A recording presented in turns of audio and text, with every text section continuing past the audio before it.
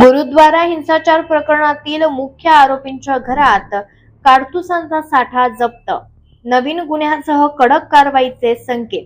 धुळे येथील गुरुद्वारा हिंसाचार आणि अडवणूक प्रकरणी अटकेत असलेला मुख्य आरोपी रणबीर सिंग सुखदेव सिंग खालसा याच्या अडचणीत मोठी वाढ झालेली आहे. धुळे पोलिसांनी केलेल्या तपासात आरोपीच्या गुरुद्वारातील निवासातून मोठ्या प्रमाणात जिवंत काडतुसे आणि मॅगझिन जप्त करण्यात आलेले असून या प्रकरणी त्याच्यावर शस्त्र अधिनियमांतर्गत नवीन गुन्हा दाखल करण्यात आलाय.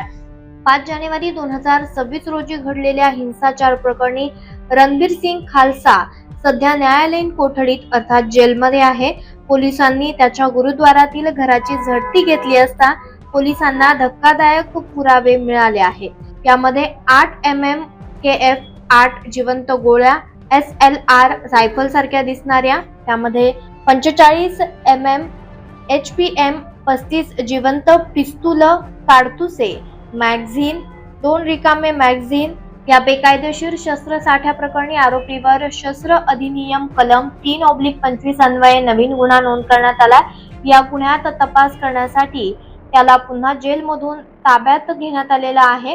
धार्मिक भावना दुखावल्याप्रकरणी अतिरिक्त कलम धुळे शहर पोलीस ठाण्यात दाखल करण्यात आले आहेत.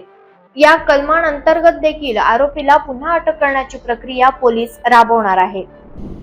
धुळे जिल्ह्याच्या गुरुद्वाराच्या हिंसाचारासंबंधी आपण 2 गुन्हे दाखल करण्यात आले होते.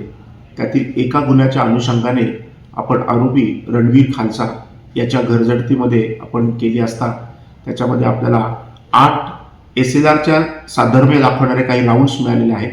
त्याचप्रमाणे आपल्याला 35 हे 9 mm राऊंड्स आपल्याला इथे मिळालेले आहेत आणि 2 देसी बनावटीच्या मॅगझिन्स आपल्याला मिळालेल्या आहेत. त्या अनुषंगाने काल धुळे शहर पोलीस स्टेशन येथे आपण नव्याने 325 आर्म्स ॲक्ट हा एक गुन्हा दाखल करण्यात आलेला आहे. आरोपी रणबीर खालसा हा सध्या ज्युडिशियल कस्टडीमध्ये आहे. त्याला लवकरच आम्ही या गुन्ह्यामध्ये अटक करणार आहोत. त्याचप्रमाणे गुरुद्वारामध्ये इतर लोकांना अडवणूक करणे यासाठी देखील आपण एक गुन्हा 3/26 धुळे शहरमध्ये आपण दाखल करण्यात आला होता. तर त्याच्यामध्ये काल नवीन 299 BNS कलम हे देखील ॲड करण्यात आलेले आहे आणि त्याची देखील कारवाई आपण याच्यामध्ये करणार आहोत. लोकनायक न्यूज